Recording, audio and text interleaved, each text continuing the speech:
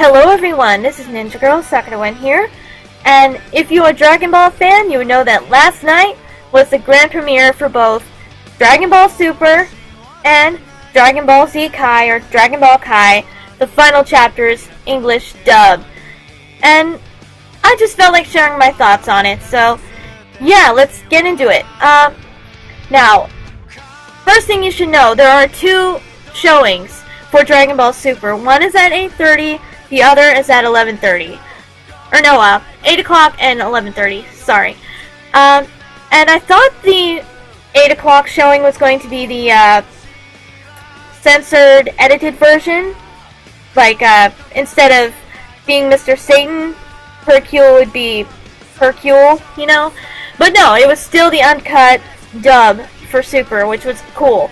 So, we don't actually have to wait till 11:30 every Saturday, but yeah, the one thing that they did change for the 8 o'clock showing is that they cut down the opening and the ending a little bit.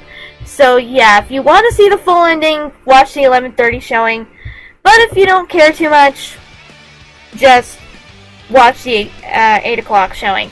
So yeah, but I knew it was actually going to happen in the episode because I watched Dragon Ball Super Episode 1 when it very first came out, and it had no subtitles, it was raw. So yeah, I can't tell you exactly how accurate the dub was, but I imagine it's plenty accurate.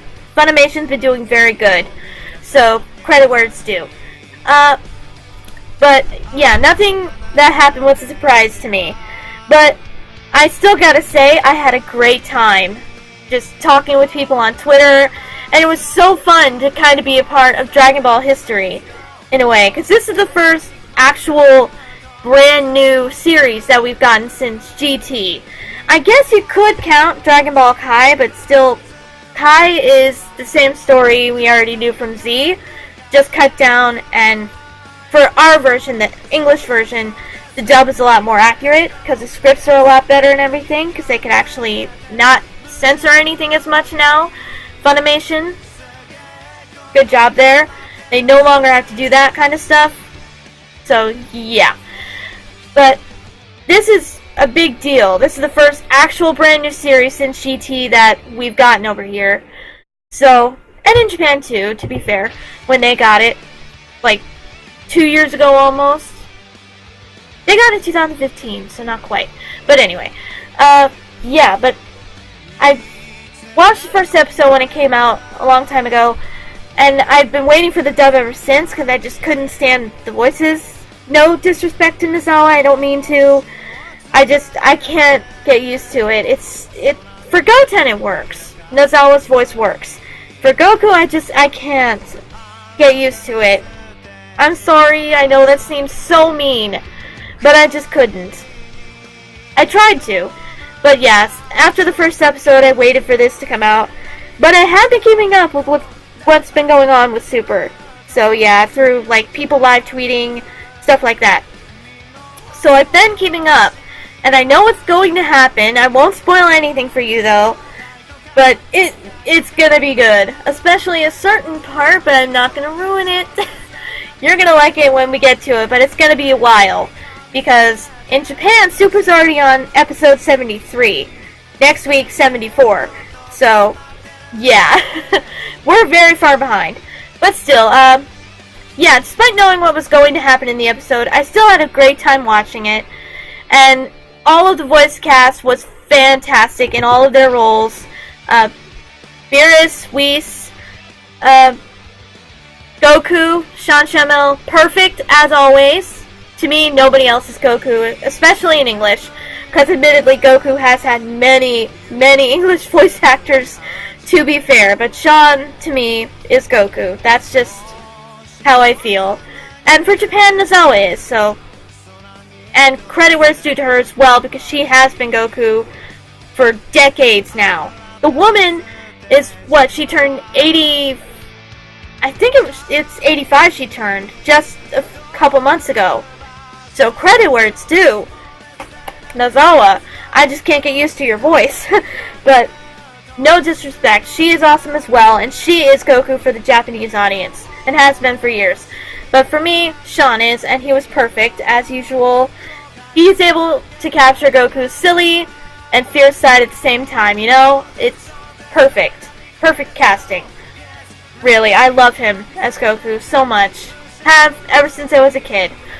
Kara Edwards as Goten and Videl. Perfect as per usual. She did change up Goten's voice a little bit, admittedly. Just a little bit. It's barely noticeable. But she did. She made him sound a little less gravelly. Because in Dragon Ball Z, he sounded a lot more gravelly, like, "Can I be like you now? You know, a Super Saiyan?" I can't do a very good impression. But yeah, his voice in Z was a little more gravelly, and she changed it up ever so slightly so it wasn't so straining on her vocal cords. I read that's the reason somewhere. I forget where, but yeah, I heard that somewhere. And I understand that completely. Yeah, I can imagine that kind of voice straining your vocal cords a lot. So she changed it up just a little bit so it wasn't so bad for her. Perfectly fine. Kid Trunks. In Super, he has been recast. In Kai, the final chapters, it's still Laura Bailey as Kid Trunks. But in Super, Alexis... Oh, I forget her last name, but I believe her name is Alexis. And I gotta say, worthy successor. You can barely tell a difference. I mean, barely. Very spot on and good replacement. If there had to be one. So, yeah. And there actually did have to be one because Laura is a busy, busy voice actress. So, good successor, good voice. I approve. I approve highly. So, yeah. And the episode was fun as far as the plot and everything itself, I will say. And it had a lot of Goten, which I enjoyed because Goten is my favorite character. He just is. He's so cute and sweet and adorable. I love him. He's so cute. And the whole plot was basically him trying to give a wedding present to Videl. So sweet. Come on. That's just adorable. It really is. It's really cute. And it was nice seeing him hang out with Trunks again, and they ended up fighting the snake and everything. But, yeah, so again, even though I had seen the episode when it very first came out in Japan, I still liked it. It was fun, and seeing Goten, yeah, I loved it. It was so fun. Oh, I should mention, as far as voices, Chi-Chi sounded a little different.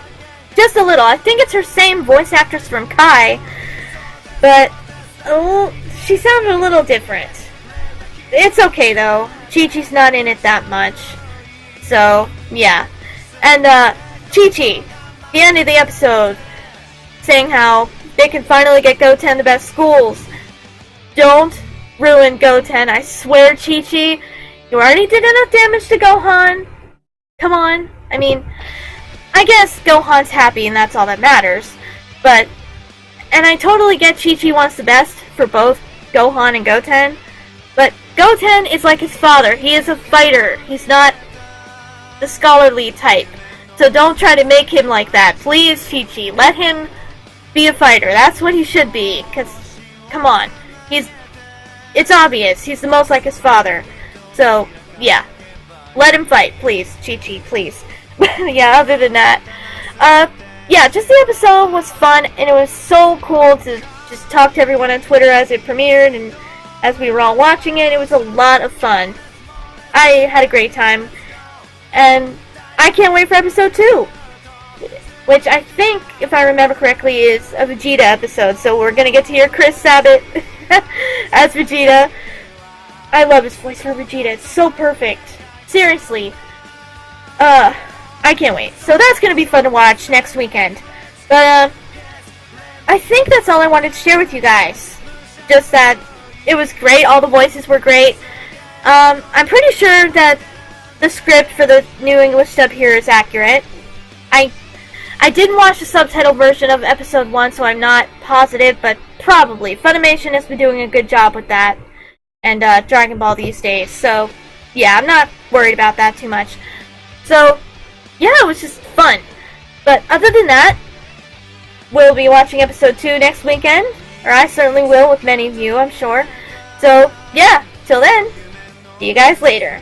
And just remember, the 8 o'clock showing is still the uncut, but they do shorten the opening and ending. But, yeah, other than that, see you later.